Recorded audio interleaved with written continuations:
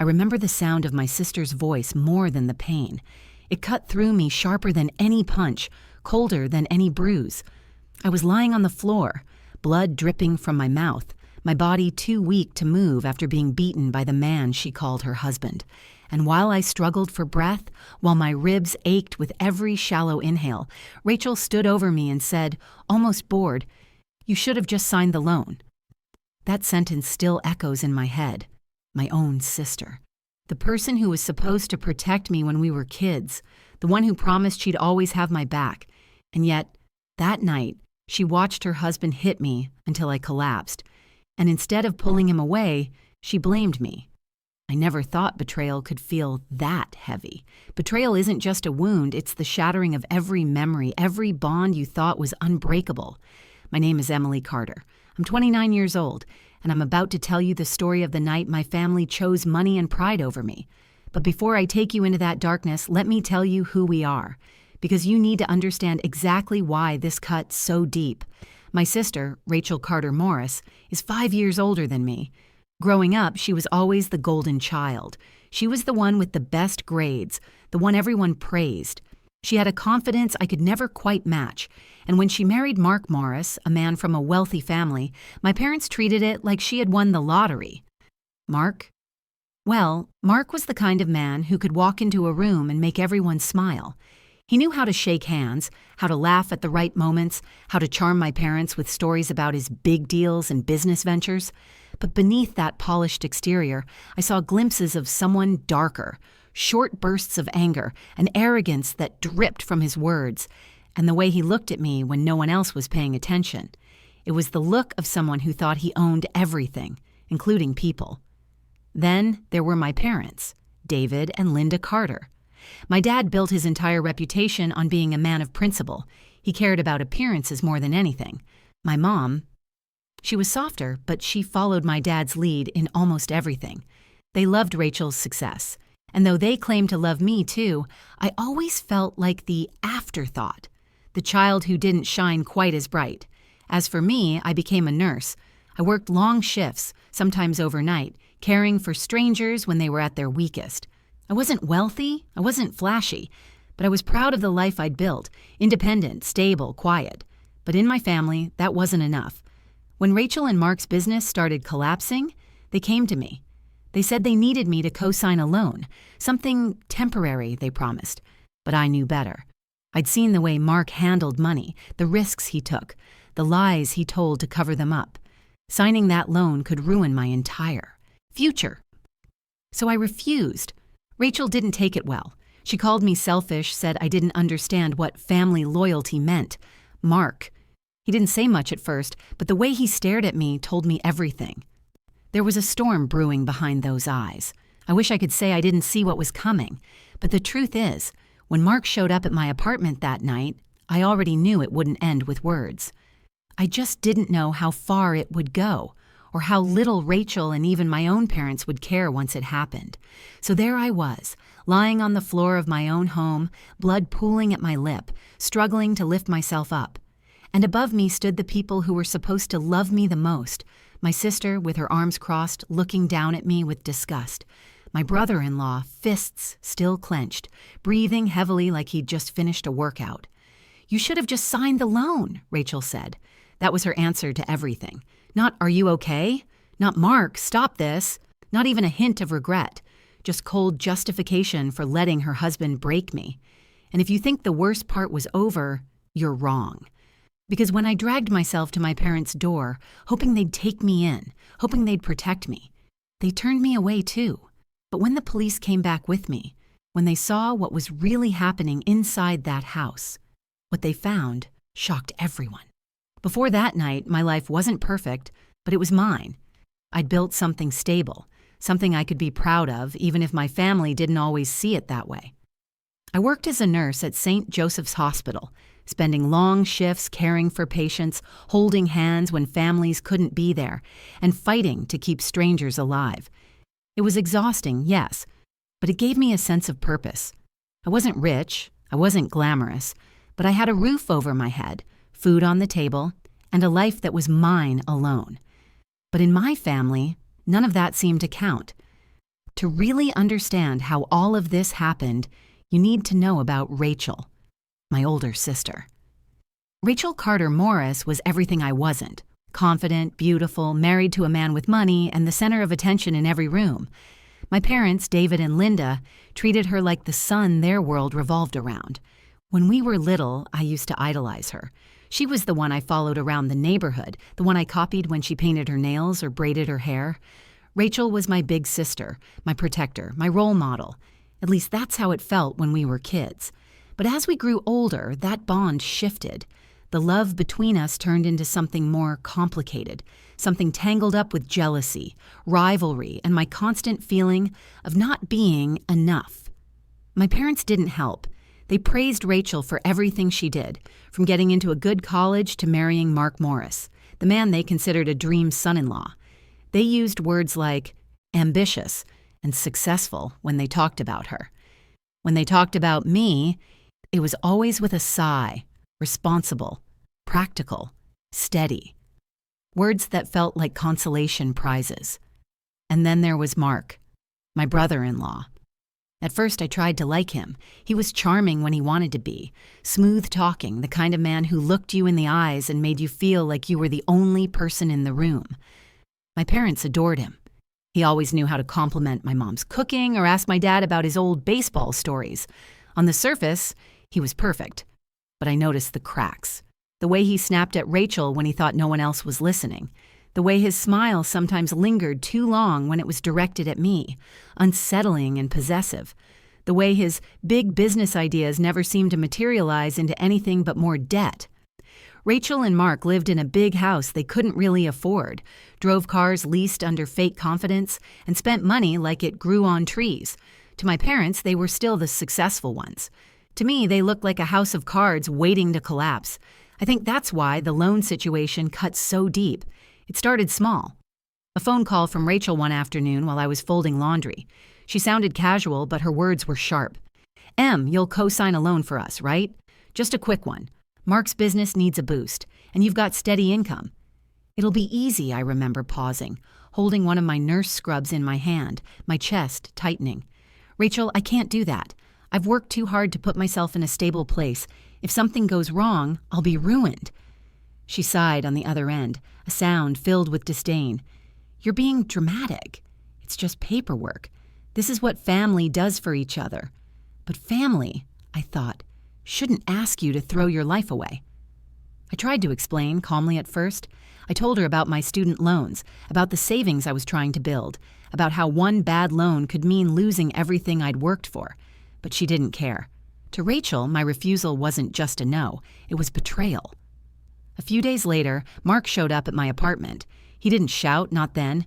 He smiled that fake smile and said, "Come on, Emily, you're smarter than this. We all know you'll say yes, eventually.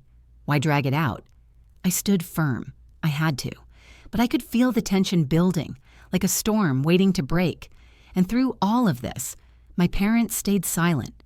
When I went to them for support, when I asked them to understand why I couldn't sign, my dad shook his head and said, "Rachel just wants what's best for her family. Maybe you should help out." My mom added softly, "Don't make things harder than they need to be, Emily." That was always their way. Avoiding conflict, sweeping problems under the rug, as long as the family's reputation stayed intact. So there I was, a nurse who saved strangers' lives every day, but couldn't get her own family to value her choices. I wasn't asking them for money, for help, for anything. All I wanted was to be respected, to have my boundaries honored. Instead, I was painted as selfish. Looking back, I think that's when I realized how alone I really was. But I didn't know yet just how far Rachel and Mark would go to punish me for saying no. Because in their eyes, I hadn't just refused a loan. I had declared war. The night it all came to a head started like any other. I had just finished a 12-hour shift at the hospital. My legs ached. My hands smelled faintly of antiseptic no matter how many times I washed them. And all I wanted was a hot shower and a few hours of sleep. My apartment was my sanctuary. Small, but mine. Safe. At least that's what I thought. I was still in my scrubs when I heard the knock. At first, it was polite. 3 sharp raps. But when I didn't answer right away, it grew louder. more insistent, a fist pounding against wood. My stomach twisted. Somehow I knew before I even looked through the peephole. It was Mark. He stood there, his broad frame filling the hallway, his jaw tight, his eyes burning with something I had only glimpsed before. Rachel was with him, a step behind, arms crossed like she'd already decided how this night was going to go. Against my better judgment, I opened the door. "What do you want?" I asked, my voice low, tired. Mark didn't waste a second. He pushed past me, shoving the door wide and stepping into my apartment as though he owned it.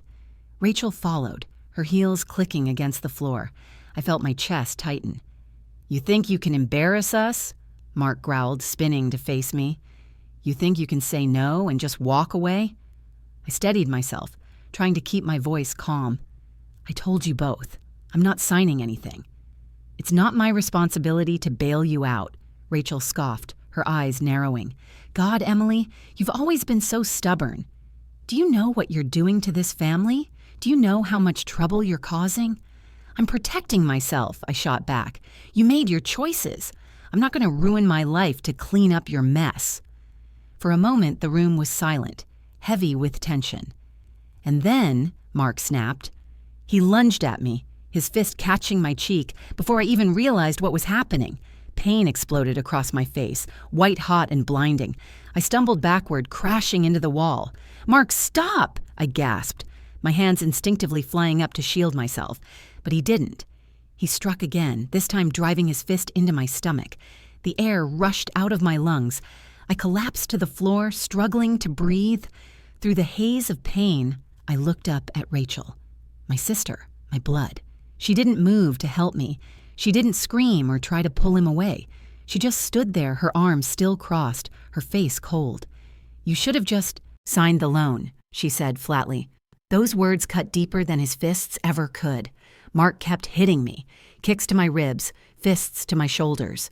I curled into myself, trying to protect my face, my stomach, anything I could. The world blurred. My own screams sounded distant, like they belonged to someone else. And still, Rachel did nothing. When he finally stopped, it wasn't out of mercy. It was because he was breathing hard, his knuckles raw, sweat dripping from his forehead. He looked down at me like I was nothing, like I wasn't even human. Rachel finally stepped forward, kneeling beside me. For a split second, I thought she was going to help me up. My heart clung to that last shred of hope. But instead, she leaned close, her voice sharp and venomous. "This is your fault, Emily, all of it. If you had just signed, none of this would have happened." Tears blurred my vision. My body screamed in agony, every breath sending fire through my ribs. But her words broke something inside me. I tried to speak, my voice weak. "Rachel, he's going to kill me." She didn't flinch. She didn't even blink. "Then maybe you should have thought about that before saying no." When they finally left, slamming the door behind them, I lay on the floor for what felt like hours. The room was silent except for the sound of my shallow, ragged breaths. My blood stained the tile beneath me. I felt smaller than I ever had in my life. But I wasn't done yet. Somehow, with every ounce of strength I had left, I pulled myself up. My body trembled, my vision swam, but I made it to my feet. I needed help. I needed someone to care. So I dragged myself out the door, down the street, and toward the only place I thought would be safe, my parents' house. I knocked on their door, weak and desperate, praying they'd let me in. When the porch light flicked on and my father appeared, I thought I'd finally found relief. But what happened next would show me that my sister wasn't the only one who had chosen betrayal over blood. When I finally made it to my parents' house, I thought it was over.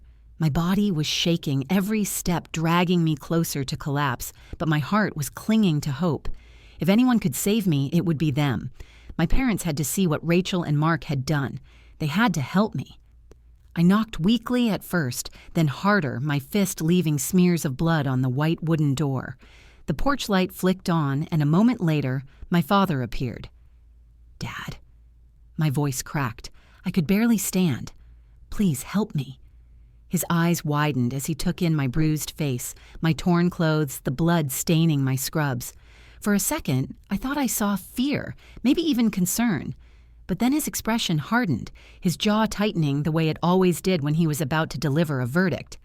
"Emily," he said sternly, "what have you gotten yourself into?" I didn't. I stumbled forward, clutching the door frame to keep from collapsing. "Dad, it's Mark. He attacked me. Please, let me in. I need help." Behind him, my mother appeared, her hand covering her mouth as she gasped. For a moment, I thought she would rush forward, wrap me in her arms the way she used to when I scraped my knees as a child. But instead, she stayed frozen in the doorway, her eyes darting nervously toward my father. "Don't make this uglier than it already is," he said, his voice low and cold. "Rachel is your sister. Families fight. Handle this yourself." I couldn't believe what I was hearing. My ribs throbbed with every breath, my vision blurred from swelling around my eye, and yet my parents stood there unwilling to help. "Dad, please," I begged, tears streaming down my face. "I can't go back there. He'll kill me." My mother finally spoke, her voice trembling. "Emily, maybe if you had just agreed to sign the loan, this wouldn't have happened."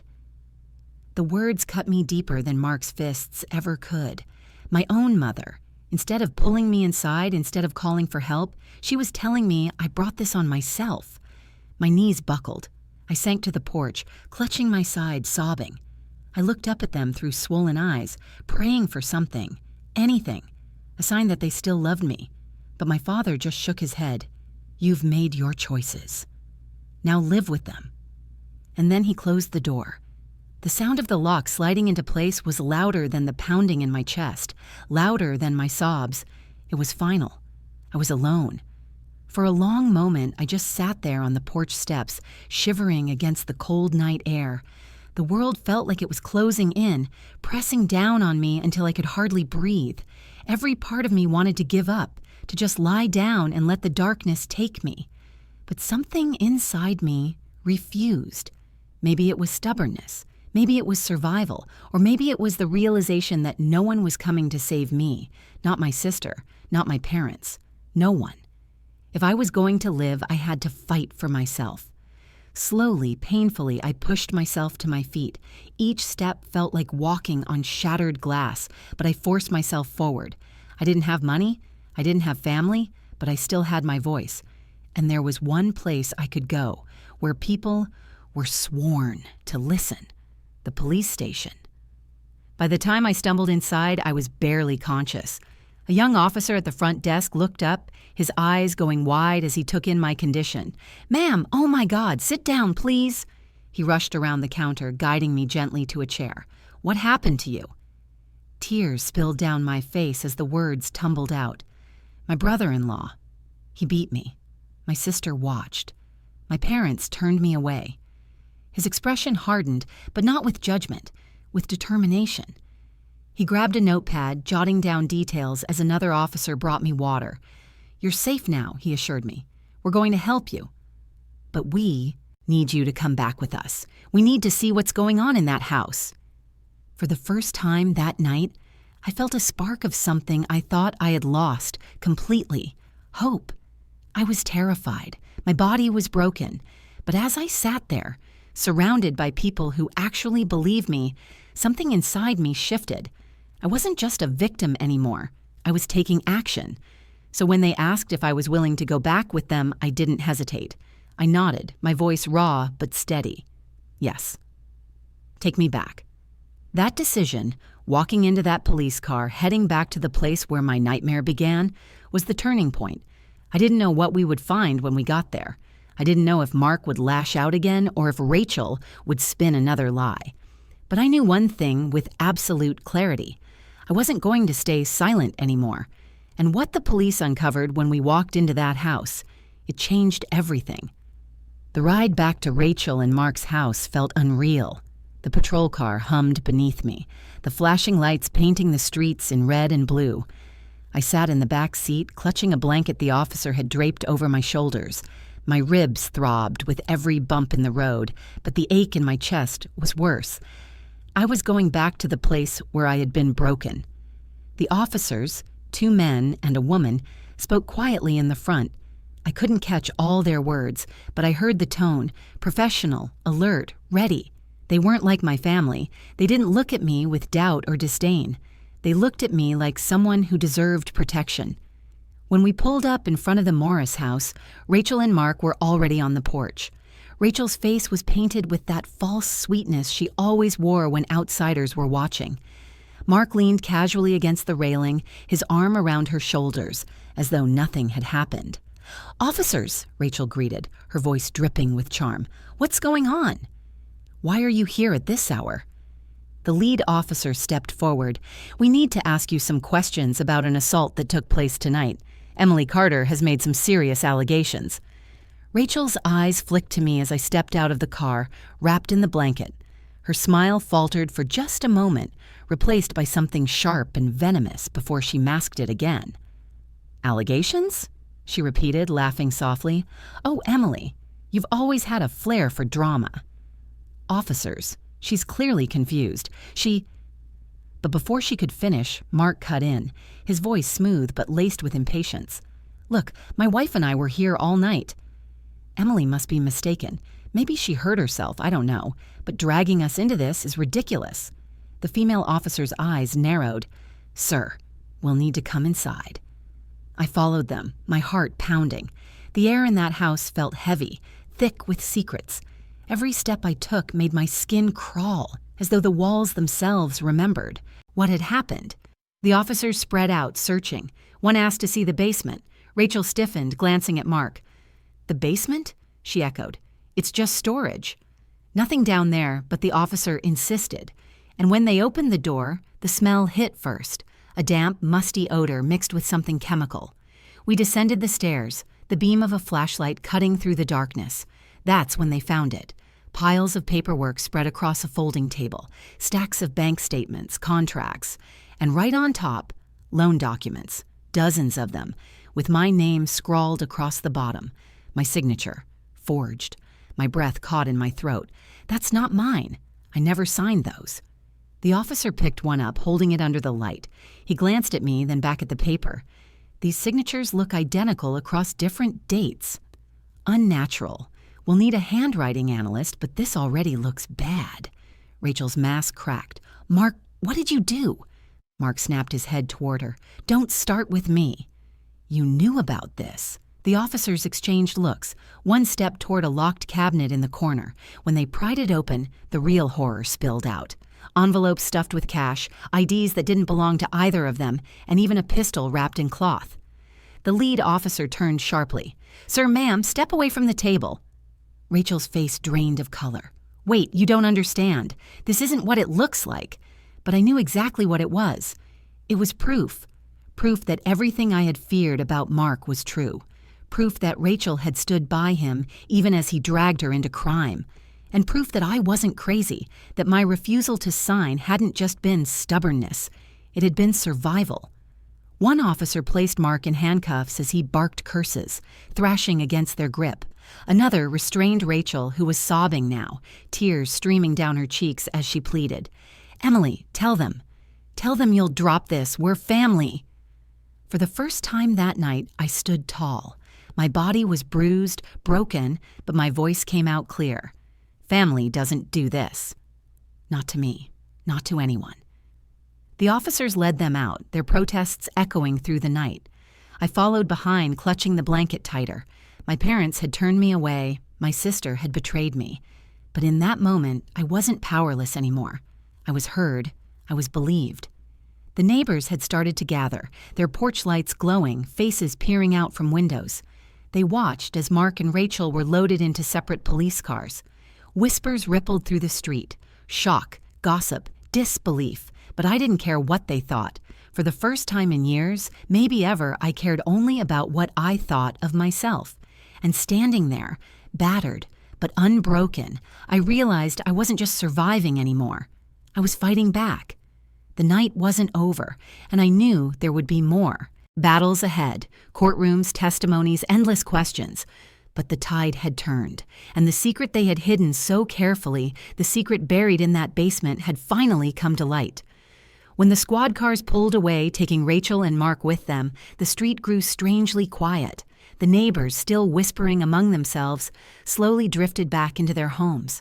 Porch lights clicked off one by one until only the police cruiser beside me remained. I stood there in the night air, bruised, bloody, wrapped in a borrowed blanket, watching the last traces of my sister vanish down the street in handcuffs. It should have felt like victory. But what I felt in that moment was heavier, more complicated. My sister wasn't just gone.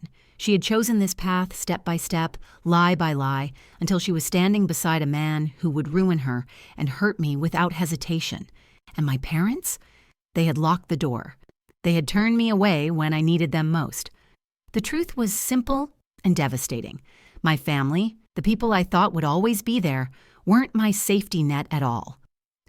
The officers took me back to the station. They photographed my injuries, collected my statement, and called in medical staff to check my ribs and the swelling around my eye. The nurse who tended to me didn't know me, but she held my hand gently while she wrapped bandages and whispered, "You're safe now." I cried harder at those words than I had all night. Safe. A stranger had given me what my own blood refused. The investigation moved quickly. The forged loan papers were undeniable. The stash of cash and IDs in the basement opened up an even bigger case against Mark. Fraud, forgery, possible money laundering, charges piled up like bricks. Rachel, who had laughed at me for refusing to co-sign, suddenly found herself implicated in crimes she had defended, covered up, maybe even participated in. When the news spread, my parents couldn't hide from it. Neighbors whispered, old friends called. The family reputation they had clung to so tightly shattered in a single night, and instead of protecting me, they faced questions they didn't want to answer. Why hadn't they helped me? Why had they defended Mark and Rachel for so long? I didn't see them for weeks after that night, and when I finally did, it was at the hospital where my mother came quietly to visit while I was recovering. She sat by my bed, her hands twisting in her lap, her eyes glassy with tears. "Emily," she said softly, "I'm sorry." I wanted those words to mean something. I wanted them to heal the wound. But apologies can't erase abandonment. They can't undo the memory of being left bleeding on a porch while your parents locked you out. So I nodded, but I didn't answer. Some silences speak louder than forgiveness. As for my father, he barely looked at me. His pride couldn't handle the truth, that his golden daughter had chosen fraud over family, and that the daughter he had called steady and practical was the one who stood up, survived, and told the truth. The trial came months later. I testified, my voice shaking at first but growing stronger with every word. I described the night Mark attacked me, Rachel's cold dismissal, and the moment my parents shut me out. The evidence spoke louder than I ever could. The forged documents, the cash, the gun. Mark was sentenced to prison. Rachel, too, faced time. Less than him, but enough to shatter the life she had once boasted about. I sat in that courtroom, my hands trembling in my lap, and felt a strange mixture of grief and relief. Grief, because I had truly lost them all, my sister, my parents, the illusion of family. Relief, because the truth was finally undeniable. In the months that followed, I rebuilt myself piece by piece. Therapy sessions became a lifeline. My work as a nurse, once just a job, turned into something more. Proof that I could still bring kindness into the world even after I had been shown so much cruelty. I started running again, each mile pounding out the anger, the hurt, the betrayal. And slowly, I realized something important. Family isn't just blood. Family is the people who show up when you're broken, the ones who listen when you cry, the ones who hold your hand and say, "You're safe now." For me, that meant the friends who checked on me after long shifts, the coworkers who dropped off meals when I could barely move, even the officer who told me, "You're not alone in this anymore." They were the family I had been searching for all along. The night I walked back into my apartment after it was finally over, I stood in the doorway breathing in the silence. The bruises had faded, but the scars inside still ached. I knew they always would, but I also knew I wasn't powerless anymore. I looked straight into the mirror at the woman staring back at me. My face was thinner, harder, but my eyes were steady, strong. And I whispered to myself, "You survived." To anyone listening now, to anyone who has ever been betrayed by the people who were supposed to love you most, hear me. Their choices do not define your worth. You are not weak for saying no. You are not unlovable because they turned their backs. You are stronger than you realize. That night, I lost the family I was born into. But I gained something greater: my voice, my strength, my freedom. And sometimes, survival itself is the greatest revenge. And that's my story. It wasn't easy to tell, but I hope it reached someone who needed to hear it. Sometimes the people closest to us cause the deepest wounds, but healing comes when we choose to stand up for ourselves and never let their choices define who we are. If this story moved you, if it made you think, or if you've ever felt the weight of betrayal and found the strength to rise, I'd love to hear from you. Drop your thoughts in the comments. I read every single one. Don't forget to like this video, share it with someone who might need encouragement, and of course, subscribe to the channel for more real-life stories that inspire, shock, and remind us all that we're never truly alone. Thank you for watching, and until next time, stay strong, stay safe, and never forget your worth.